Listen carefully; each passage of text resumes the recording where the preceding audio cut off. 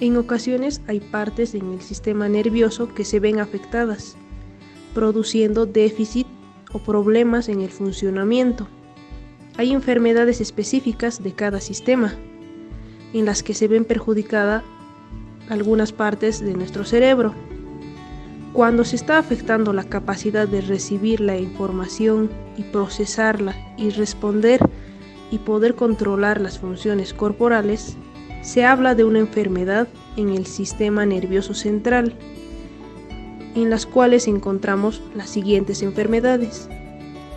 La enfermedad del Parkinson. Este es un trastorno degenerativo de progresión lenta y afecta las zonas específicas del encéfalo.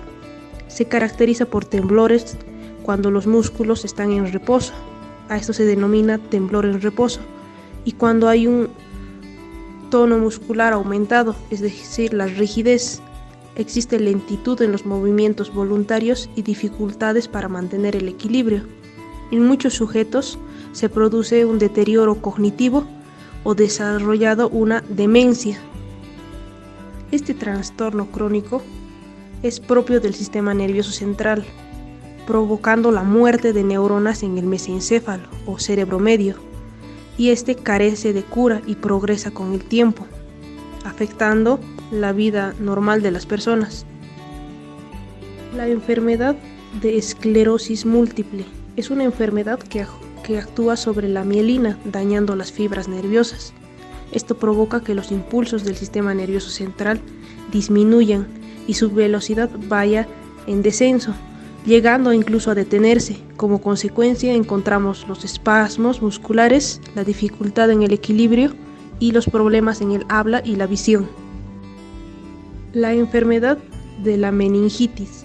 Se trata de una infección a causa de bacterias de las meninges, que son las membranas que recubren el encéfalo y la médula espinal, que son las dos partes principales del sistema nervioso central. Puede ser desencadenada por un virus o una bacteria. Entre sus síntomas encontramos la fiebre alta, dolor de cabeza intenso, rigidez de la nuca, somnolencia, pérdida de conciencia e incluso hasta llegar a las convulsiones. La enfermedad de la esquizofrenia. Se relaciona mucho esta enfermedad con el sistema nervioso central, pues se puede observar atrofias en el lóbulo temporal, el hipocampo y el lóbulo frontal. La esquizofrenia es un trastorno mental grave por el cual las personas interpretan la realidad de manera anormal. La esquizofrenia puede provocar una combinación de alucinaciones, delirios y trastornos graves en el pensamiento y el comportamiento, que afecta el funcionamiento diario. Patologías de la neurona.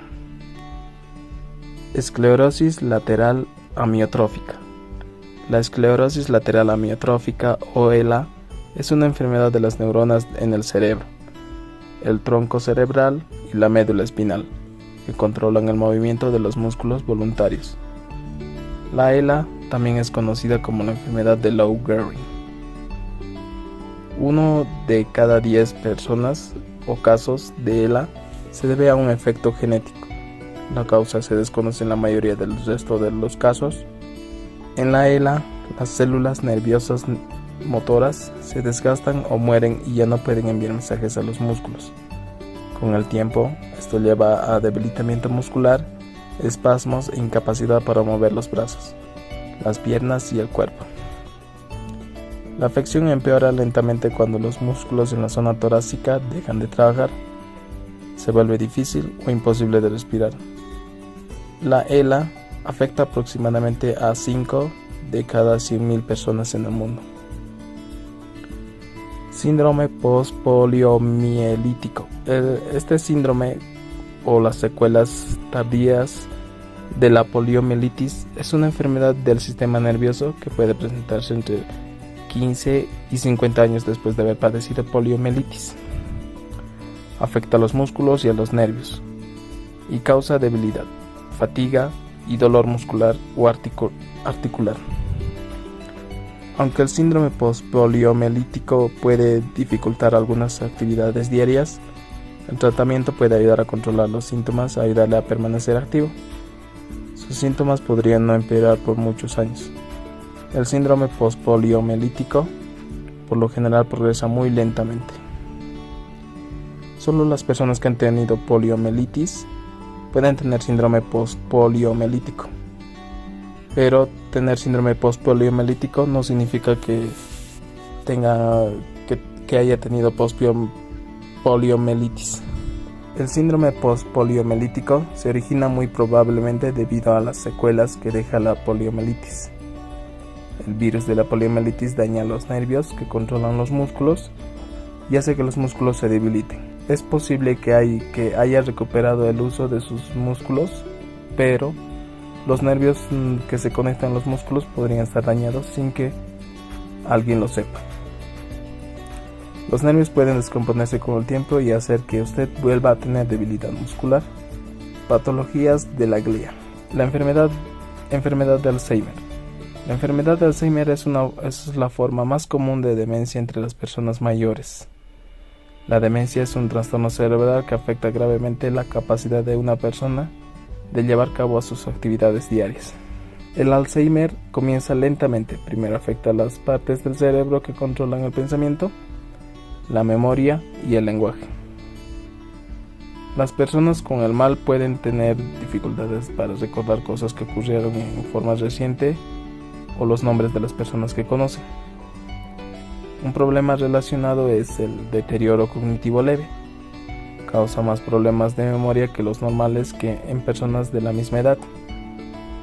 Muchos, pero toda la gente con deterioro cognitivo leve desarrollarán Alzheimer. Al tiempo los síntomas de Alzheimer empeoran. Las personas pueden no reconocer a sus familiares, pueden tener dificultades para hablar, leer o escribir. Pueden olvidar cómo cepillarse los dientes o peinarse el cabello. Más adelante pueden volverse ansiosos o agresivos o deambular lejos de su casa. Y finalmente necesitan cuidados totales. Esto puede ser muy estresante para los familiares que deben encargarse de sus cuidados. Puede comenzar después de los 60 años. El riesgo aumenta a medida que la persona envejece. El riesgo es mayor si hay personas en la familia que tuvieron la enfermedad. Patologías del sistema límbico. Al ser parte tan importante de nuestro sistema nervioso, existen numerosos trastornos asociados al sistema límbico. Entre los más importantes están la demencia. Es una pérdida de función cerebral que ocurre a causa de ciertas enfermedades. Afecta la memoria, el pensamiento, el lenguaje, el juicio y el comportamiento.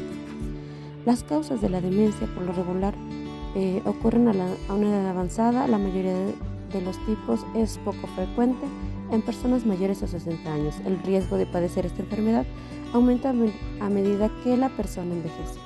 La ansiedad.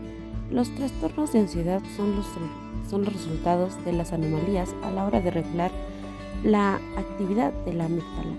Se ha descrito extensamente el circuito de miedo, el cual incluye la amígdala, la corteza prefrontal y la corteza circulada anterior.